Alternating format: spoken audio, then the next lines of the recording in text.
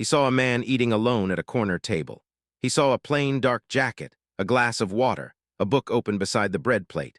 He saw a black man sitting quietly in a restaurant that he had decided, before he crossed the threshold, did not belong to that man.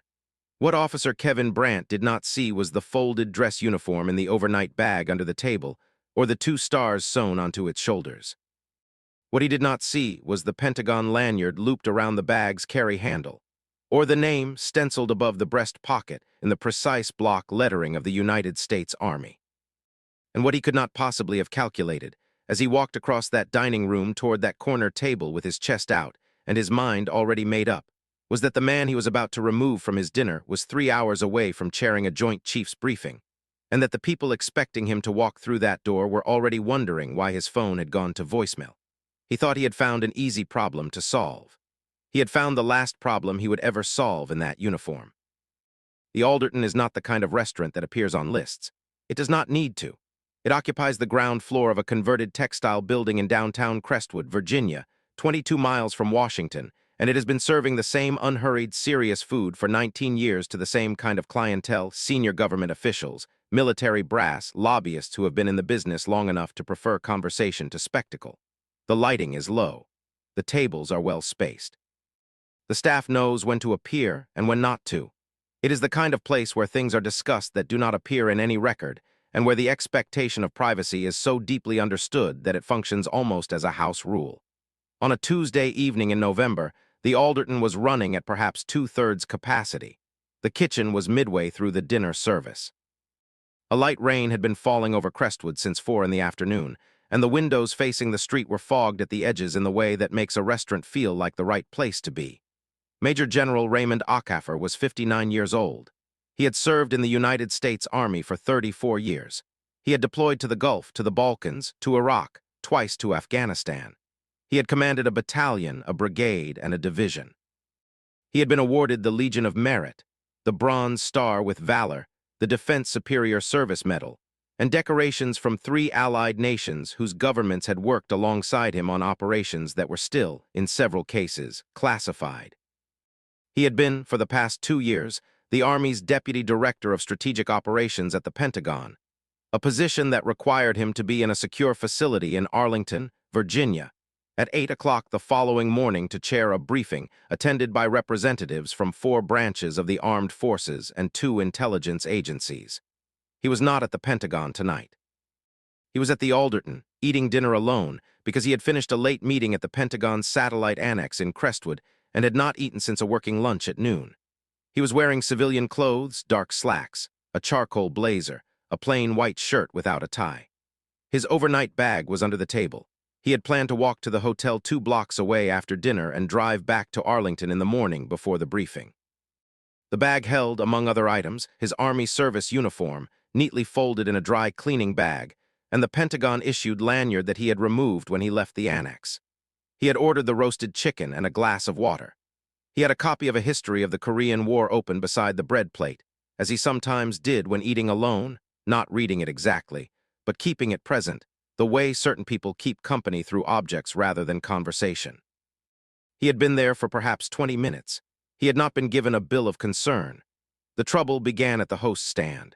The host on duty that evening was a young man named Marcus who had been at the Alderton for 8 months and who had in that time developed a reliable instinct for the establishment's character and clientele. Marcus had seated General Acaffer without hesitation when he arrived, had recognized him as a regular. The general came in perhaps once a month, always alone, always the corner table, always the roasted chicken, and had thought nothing further of it. The host's stand changed hands at 8 o'clock. The second host, a woman named Tara who had been at the restaurant for 3 weeks, had come on shift, scanned the room, and formed an opinion. She had formed it the way certain people form opinions, quickly, without evidence, and with the quiet confidence of someone who mistakes the speed of a conclusion for the quality of it. She had looked at the corner table, at the man eating alone in a plain jacket, and had decided that something was wrong. She had not consulted the reservation list, which would have shown General Acaffer's name alongside the table number. She had not asked Marcus, who was still behind the bar completing his handover notes. She had walked to the phone and called the number for the Crestwood Police Department's non-emergency line. She told the dispatcher that there was a man in the restaurant who she believed might not be a paying customer. Two officers arrived 11 minutes later. Officer Kevin Brandt and Officer Sarah Fielding. Brandt was 37, 10 years on the force, the kind of officer whose personnel record contained the careful, bureaucratic language of a department that has learned to describe problems without naming them. Escalating approach to non-compliant individuals. Pattern of disproportionate response in ambiguous situations. 3 complaints in 5 years, none sustained.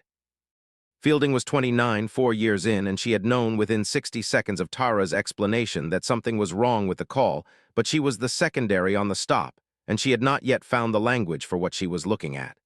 Brandt walked to the corner table. He did not speak to Marcus. He did not check the reservation list. He did not ask the manager. He walked directly to General Acaffer's table and stood over it the way certain people stand over things they have already decided belong to them. "Sir, I need to see some ID." General Acaffer looked up from his book. He had the quality of stillness that comes to people who have spent decades in environments requiring absolute situational awareness, a stillness that is not passivity but precision, the outward expression of a mind that is continuously processing and continuously choosing not to react before the processing is complete. He looked at the officer. He looked at the restaurant around him. He looked at Tara, still standing near the host stand, not meeting his eyes.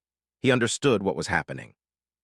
"May I ask why?" His voice was level, unhurried, the voice of a man who has given and received difficult news in rooms considerably more fraught than this one. "We've received a report of a non-paying customer. ID, please." "I am a paying customer. I made a reservation. My name is on the list at the host stand." He gestured without urgency toward the stand. "You can verify it in approximately 10 seconds. I'd like to see some ID first." "Of course." General Acaffer reached into his jacket and produced his wallet. He held out his driver's license. Brandt took it. He looked at it briefly. He looked at the general, the plain jacket, the book, the glass of water, the overnight bag under the table. He looked back at the license. "Mr. Acaffer." He used the civilian title with the specific, conscious precision of a man who knows the difference between deference and dismissal. "That's correct," the general said. "I'm going to need to ask you to step outside while we sort this out." "Why would I step outside? I am in the middle of my dinner. The reservation list is 12 feet away. The manager has served me here before. This can be resolved without either of us leaving our current position." "Sir, I am not a disruption. I have not raised my voice. I have not made a scene. I am eating dinner. If you would like to resolve whatever concern has been raised, I suggest you begin by checking the reservation list." Brandt pulled the chair across from General Acaffer out from under the table and sat down uninvited. It was a dominance move, a practiced, deliberate gesture designed to reframe the geometry of a confrontation by making the officer the one who is seated and the civilian the one who must look down. It had worked before in other restaurants, in other corners, with other men who had been eating alone in places Brandt had decided they did not belong. "I'm going to ask you one more time to step outside, Mr. Acaffer." The restaurant had gone quiet in the particular way that restaurants go quiet when something is happening that no one in them can pretend not to notice. Plates had stopped moving. Conversations had paused. A table of 4 near the window had turned to watch. The sommelier, a woman named Iris who had worked at the Alderton for 11 years, and who knew General Acaffer's name and his order, stood near the service entrance and looked at the restaurant's manager, David Harwell, who had just emerged from the kitchen and was now standing at the edge of the dining room with an expression that combined recognition with the particular paralysis of a man who is trying to calculate several things at once. General Acaffer set his book down. He set his fork down beside it. He placed both hands flat on the table in a gesture of absolute visibility, nothing hidden, nothing threatening, and looked at Officer Brandt with the expression he reserved for subordinates who had made a serious error and were about to be given the precise and complete account of why. "Officer," he said, "I want you to understand something before you continue. I'm going to comply with whatever reasonable instruction you give me, because I am a law-abiding citizen, and because I understand that the alternative creates risks I am not willing to create in a room full of people. But I want you to understand equally clearly that everything happening at this table right now is being observed by at least a dozen witnesses, and that I intend to make a full report of this incident before the end of the evening. Now," he paused, "is there a specific violation you believe I have committed, or is this a conversation we are having because of what I look like?" Brandt stood up. "Outside, now." He took General Acaffer by the arm. The general did not resist. He rose from his chair with the unhurried precision of a man who has decided that the most powerful response available to him is compliance so complete and so composed that no one in the room can mistake what is actually happening. He retrieved his overnight bag from under the table with his free hand. He looked once briefly at David Harwell, who was now moving toward them from the edge of the room. He walked toward the door. Officer Fielding, standing near the entrance, held it open. She did not look at Brandt. She looked at the general. Her expression later would be the expression that mattered most in the internal affairs investigation, not the expression of a person who was complicit, but of one who was watching something she could not stop and would not forget. In the corner of the restaurant, a man who had been dining alone at a table near the window had set down his wine glass. He was wearing a dark suit and a look of very controlled fury. He waited until the door had closed behind General Acaffer and the two officers before he took out his phone. He made a call. The person he called was not the police. The sidewalk outside the Alderton was wet. The rain had slackened to a drizzle that gathered in the light from the restaurant's awning and made small, bright pools on the concrete. General Acaffer stood on the sidewalk with Officer Brandt and was aware, with the particular awareness of a man trained to track the precise texture of bad situations, that the scene he was now part of was visible through the restaurant's front window to everyone inside. He had been removed from his dinner in a room full of witnesses. He had been walked through the door of a restaurant he had visited a dozen times. He was standing in the rain in the cold November evening with a police officer who had not yet articulated a single concrete violation. He felt the specific anger of someone who has been here before, not at this address, not with this officer, but in this situation, the one where the assumption precedes the evidence, and the evidence is never consulted, and who has learned over decades that anger is a luxury that costs too much in these moments. He contained it the way he had always contained it, the way he had contained it in Kandahar and Mosul and in Pentagon conference rooms where he was the only black man present, and had learned that composure is not the same as acceptance. It is a weapon, deployed strategically. "Now," he said, "would you like to tell me the specific nature of the concern that was reported?" Brandt said that there had been a complaint about someone in the restaurant who did not appear to be a paying customer. "I made a reservation," the general said. "My name is on the list. I have been served there before. I have done nothing disruptive. Is there anything else?" Brandt said he needed to verify a few things. "Verify them," the general said. "I'll wait." He stood on the sidewalk and he waited. His phone buzzed twice in his jacket pocket. He did not check it.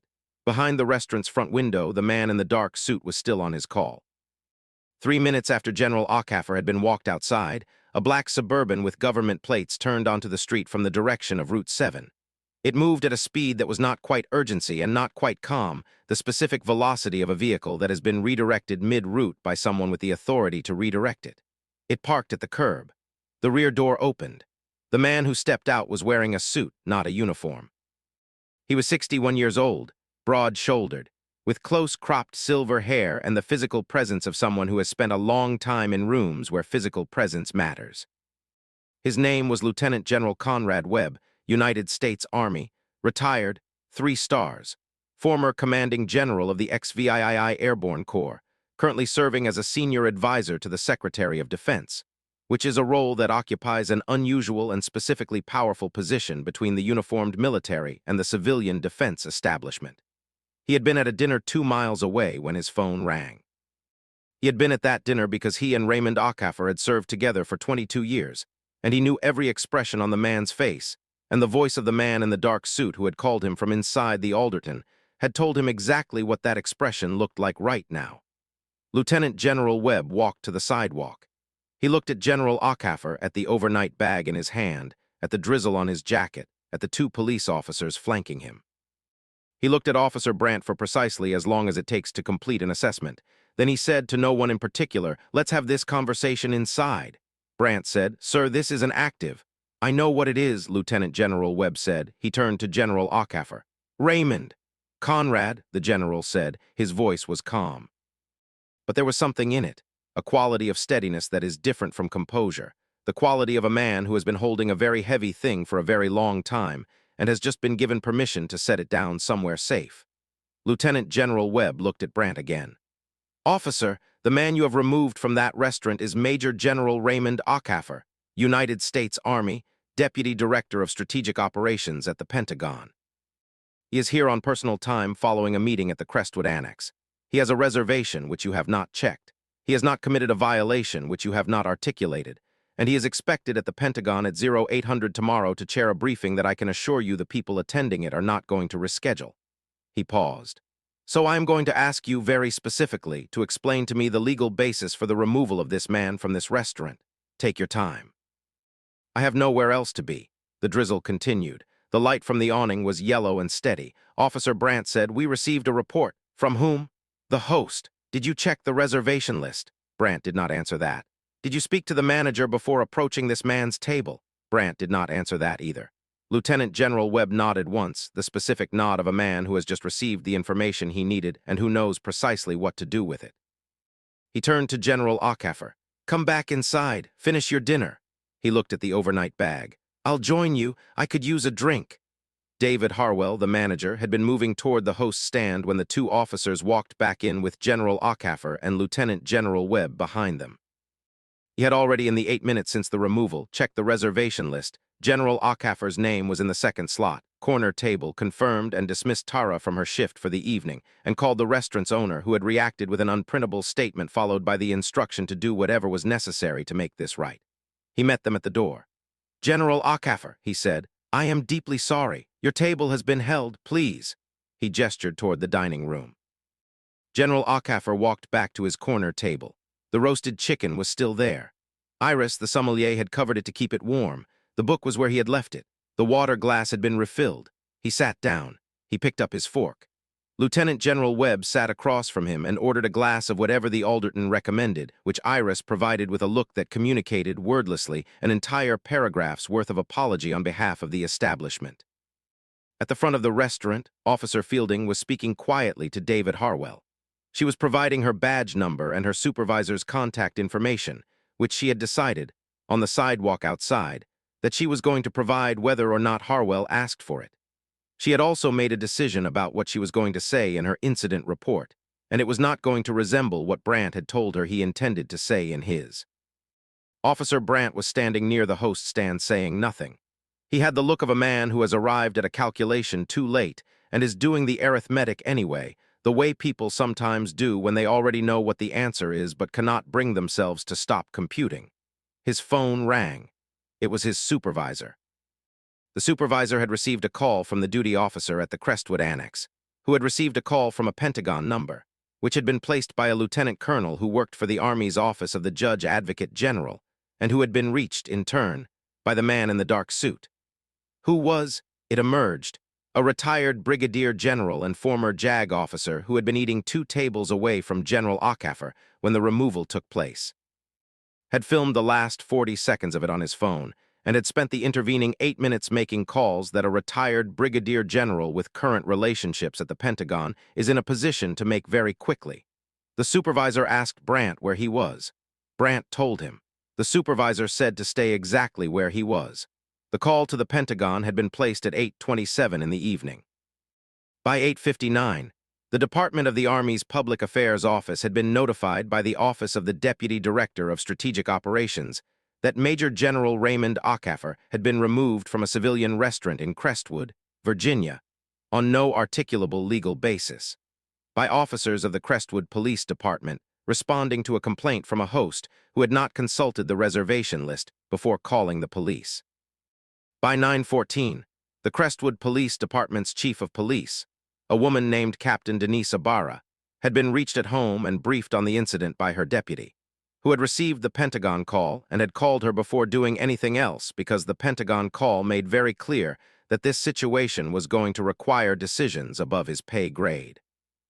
By 9:31, Officer Kevin Brandt had been placed on administrative leave, his badge and service weapon held at the precinct, pending an immediate internal affairs investigation. By 9:50, the Army's Judge Advocate General Office had opened a formal inquiry into a potential violation of federal civil rights statutes, citing the documented removal of an active duty general officer from a public accommodation without cause. And by 10:15, when David Harwell gently informed General Acaffer and Lieutenant General Webb that the restaurant would normally be closing in 45 minutes, but that they were absolutely welcome to stay as long as they wished, and that dinner was on the house, a gesture that General Acaffer acknowledged with a nod and politely declined, because he had a briefing at 8 in the morning and intended to pay his bill. The footage taken by the retired Brigadier General at Table 9 had been viewed privately by 3 people at the Pentagon and 1 person at the Department of Justice's Civil Rights Division, who had forwarded it to her supervisor with a subject line that contained only the number of the relevant statute. The footage was 41 seconds long. It showed, clearly and without ambiguity, a man rising from a corner table in a restaurant and being walked to the door with an officer's hand on his arm. The man was carrying a book and an overnight bag. His face was entirely composed. You could not hear what was being said. You did not need to. The second development arrived 4 days later, and it came from a source that no one in the investigation had anticipated. In reviewing the call logs of the Crestwood Police Department's non-emergency line for the evening of the incident, the Internal Affairs investigators found something that shifted the nature of the inquiry. The call from Tara at the Alderton's host stand had been logged at 8:02 in the evening. It had lasted 1 minute and 40 seconds. The investigators interviewed Tara, who was cooperative and forthcoming, and who was, in the way that people who have made serious errors sometimes are, genuinely distressed by the consequences of what she had set in motion. She told them that she had made the call because of an assumption. She told them that she had not checked the reservation list. She told them that Paul, the manager from the previous shift, not David Harwell, but his predecessor from the 3 o'clock change, had told her during her first week that the host stand's job was to protect the character of the dining room and that she should trust her instincts about who belonged there. The investigators asked her what she had understood that to mean. She was quiet for a long moment. Then she said that she had understood it to mean what it meant. The investigators went back through the non-emergency call logs for the previous 14 months.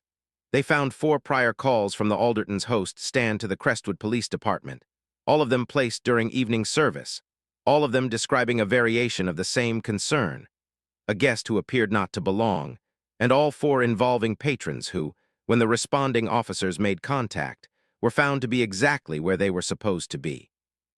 3 of the 4 calls had been made by the same employee. All 4 involved black patrons. None of the 4 prior calls had been flagged, escalated, or reviewed. The investigators forwarded their findings to the Crestwood DA's office and to the Justice Department's Civil Rights Division, which had already opened a preliminary inquiry and which received the log data with the particular, practiced efficiency of an office that has been expecting exactly this kind of documentation to arrive. The preliminary inquiry was upgraded to a full investigation within 48 hours. The formal disciplinary proceeding for Officer Kevin Brandt convened 6 weeks after the incident, in a conference room at the Crestwood Municipal Building. It was attended by the Internal Affairs panel, the department's legal counsel, Brandt and his union representative, and a representative from the Army JAG office, who was present in the capacity of an interested federal party, and who sat, quietly and attentively, through 4 hours of proceeding without saying a great deal, but whose presence communicated, with considerable efficiency, the level of institutional attention that this matter had attracted. Officer Fielding had submitted a written statement 9 days after the incident. It was 4 pages long. It was precise, chronological, and unambiguous. It described what she had observed from the moment they entered the Alderton, including the fact that Brandt had not checked the reservation list, had not spoken to the manager before approaching General Ockhaffer's table, had sat down uninvited across from a dining customer without cause, and had initiated physical contact and removal in the absence of any stated violation. It described her own failure to intervene in terms that were honest to the point of being uncomfortable. She knew what she was watching, she said, and she did not stop it, and she was putting that in writing because it was true and because the only thing she could offer at this point was an accurate record. The panel reviewed the statement, the footage, the reservation log, the 4 prior call records, and the statements from 7 witnesses who had been in the restaurant that evening, 5 of whom had come forward voluntarily. The findings were issued on a Thursday morning. They found that Officer Brandt had removed a dining guest from a public establishment without cause, without verifying the underlying complaint, without articulating a specific violation, and with physical contact that was not warranted by any credible safety concern. They found that the removal constituted a violation of department protocol and of the Crestwood Municipal Code's public accommodation provisions. They found that Brandt's prior complaint history, 3 complaints in 5 years, none sustained, all involving black or Latino individuals in public settings, demonstrated a documented pattern that made the department's prior failure to act a contributing factor in the incident. They recommended termination. The union filed an objection. The objection was reviewed. The termination was upheld. The Justice Department's civil rights investigation concluded 3 weeks after the disciplinary finding. It cited the same 4 prior complaints: the call log documentation, the reservation records, and the footage. It issued a letter of findings documenting a violation of Title II of the Civil Rights Act, and entered into a consent agreement with the Crestwood Police Department requiring the implementation of a bias-free policing protocol, mandatory training on public accommodation law, and independent oversight of all non-emergency call responses for 3 years. It also issued a separate letter of findings to the Alderton's Restaurant Group, citing the documented pattern of calls from the host stand and the workplace guidance about protecting the character of the dining room as an institutional failure that had directly contributed to the incident. The Restaurant Group, whose corporate counsel had been reviewing the same documentation for 3 weeks, signed a resolution agreement before the letter was formally sent.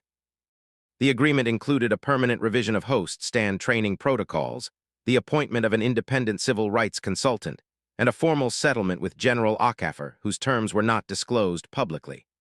General Acaffer's one public statement, released through the Army's Public Affairs Office 2 weeks after the incident, was 4 sentences long. It noted that he had been removed from a restaurant without cause. It noted that the response of the relevant authorities had been appropriate and thorough. It expressed his regard for the many officers and institutions that handled situations of this kind correctly. And it said, in the final sentence, that he hoped the documentation of this incident would be useful to people working on the systemic conditions that made it possible. He gave no interviews. He made no further public statements.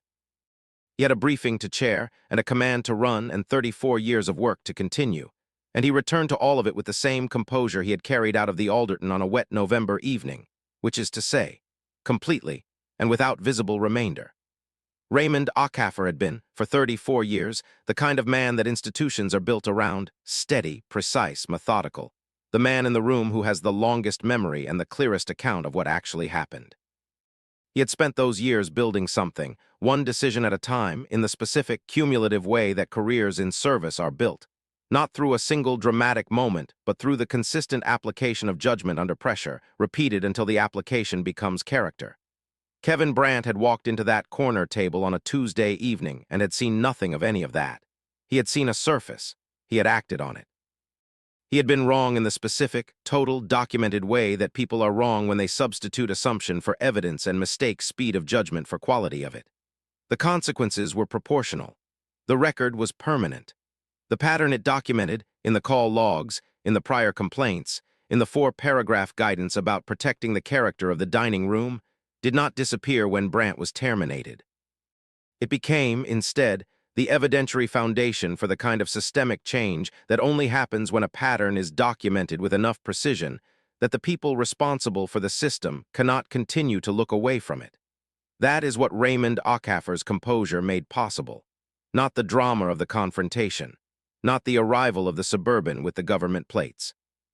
The composure, the refusal to give the situation an exit from the record, the insistence on staying visible and accountable and completely, unmistakably present, made it possible for the truth to be assembled precisely enough to be permanent. And permanent is what matters. If this story reminded you of what it costs to hold the line with composure, and what that composure makes possible for the people who come after, share it. Hit the like button and subscribe so you don't miss the next story of accountability done right. The record exists. It always will. Word count, approximately 8,500 words estimated runtime, minutes at 150 WPM.